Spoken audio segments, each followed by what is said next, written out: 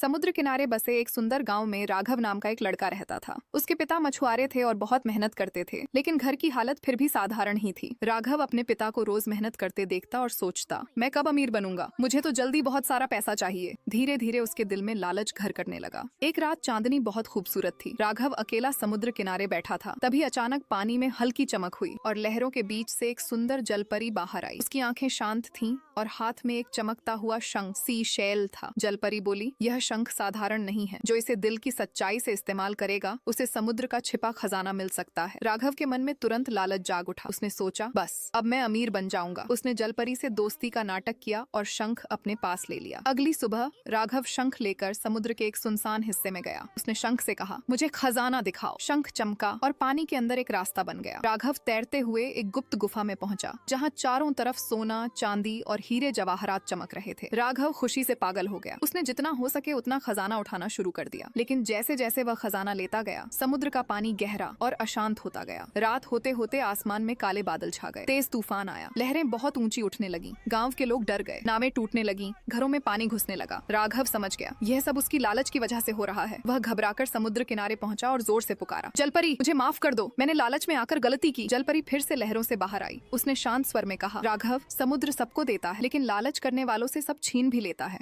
राघव रोते हुए बोला, मैं अब कुछ नहीं चाहता, बस मेरे गांव को बचा लो। उसने पूरा खजाना और शंख वापस जलपरी को दे दिया। जैसे ही राघव ने सब लौटा दिया, तूफान धीरे धीरे शांत होने लगा। लहरें फिर से सामान्य हो गईं और आसमान साफ हो गया। सुबह की पहली किरण के साथ जलपरी मुस्कुराई और बोली, आज तुमने सबसे बड़ा खजाना पा लिया है, सच्चाई और संतोष। उस दिन के बाद राघव ने लालच छोड़ दिया और अपने पिता के साथ मेहनत करने लगा। धीरे धीरे उनका जीवन भी बेहतर होने लगा, लेकिन इस बार वह खुशी ईमानदारी और मेहनत से आई थी।